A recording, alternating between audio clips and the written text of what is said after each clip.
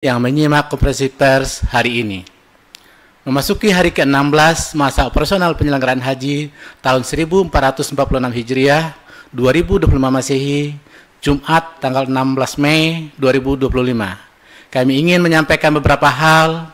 Pertama, kami ingin menyampaikan bahwa hingga pukul 8 tadi pagi, hari ini berdasarkan data Siskohat, sebanyak 99.354 jamaah telah tiba di Arab Saudi.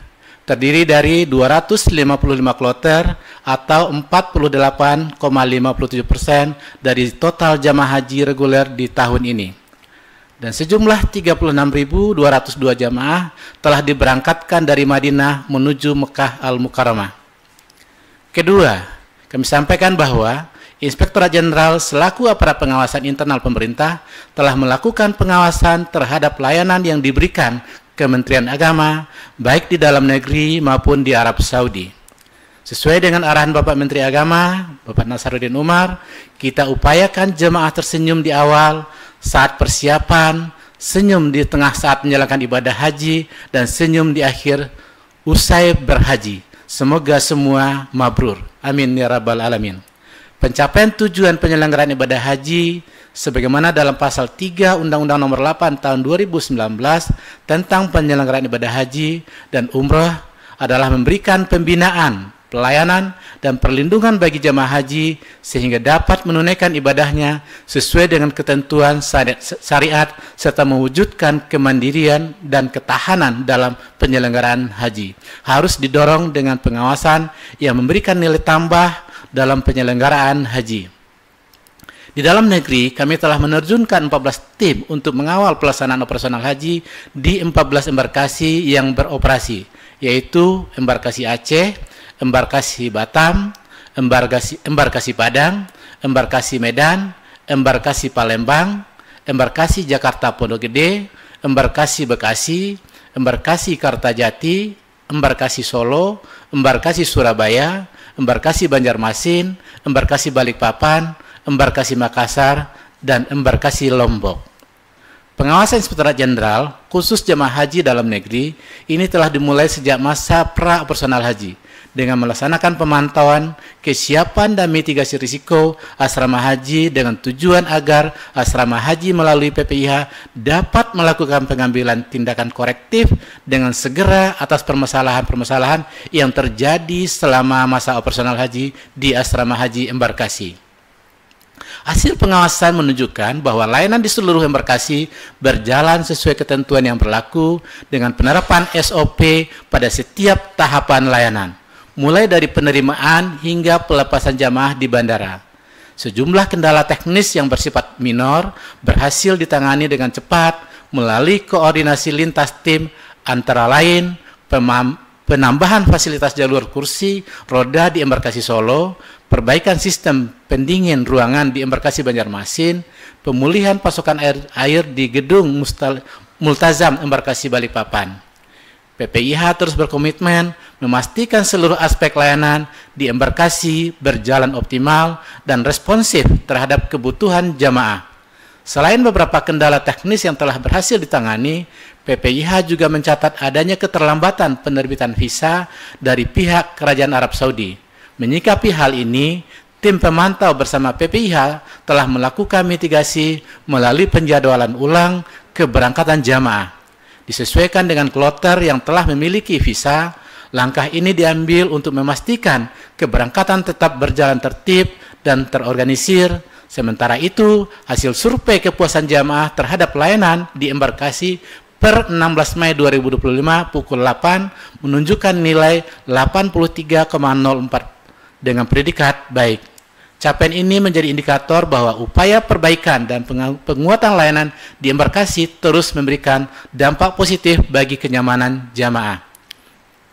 Sedangkan untuk di Arab Saudi, kami telah menerjunkan tim sejak keberangkatan kloter pertama jamaah haji di Madinah pada tanggal 2 Mei 2025. Adapun masalah-masalah yang terjadi dari hasil pemantauan adalah sebagai berikut. Pertama, layanan Makarut atau jalur fast track telah memberikan kemudahan signifikan bagi jamaah haji Indonesia dalam proses keimigrasian sehingga jamaah dapat langsung menuju hotel setibanya di Arab Saudi tanpa perlu melalui prosedur panjang di bandara.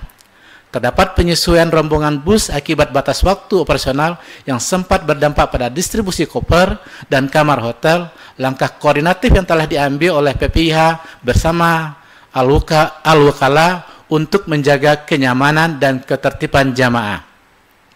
Terjadi pemisahan sementara dalam satu kloter karena fokus teknis. PPIH segera melakukan pengaturan ulang akomodasi sehingga suami istri dapat tinggal dalam satu hotel yang sama. Jamaah lansia tetap didampingi oleh secara optimal seperti itu. Kami memahami pentingnya kenyamanan dan kebersamaan selama menjalani ibadah haji, terutama bagi jamaah haji lansia, dan terus berupaya memastikan pelayanan yang humanis dan terintegrasi di setiap tahap perjalanan jamaah. Kami menyadari adanya masukan dari jamaah ketika kualitas makanan yang disajikan, seperti tekstur nasi yang kurang lembut, cita rasa yang terlalu pedas, serta menu yang belum sepenuhnya sesuai dengan kebutuhan jamaah lansia. Menanggapi hal ini, PPIH Arab Saudi telah melakukan koordinasi intensif dengan pihak dapur catering untuk segera melakukan perbaikan layanan. Kami telah meminta penyesuaian menu agar menu lebih ramah lansia. Peningkatan pengawasan kualitas serta penguatan proses kontrol sebelum makanan didistribusikan. Komitmen kami adalah memastikan setiap jamaah mendapatkan layanan konsumsi yang layak, sehat, sesuai kebutuhan masing-masing. Sebagai jamaah haji Indonesia, belum sepenuhnya menerima kartu nusuk yang menjadi syarat akses ibadah ke Masjidil Haram. Menyikapi hal ini, PPIH Arab Saudi telah berkoordinasi secara intensif dengan pihak syarikah untuk memastikan jemaah tetap dapat melaksanakan ibadah dengan aman dan lancar. Sebagai solusi sementara, pihak syarikah telah menyediakan tanda pengenal khusus serta mendampingi jamaah dalam menjalani ibadah di Masjidil Haram. Upaya ini dilakukan untuk menjamin keamanan, kenyamanan, serta kelancaran pelaksanaan ibadah jamaah. Sembari proses distribusi kartu nusuk terus kami percepat, komitmen kami adalah memastikan setiap jamaah mendapatkan hak akses beribadah dengan penuh kekusukan dan tanpa hambatan berarti.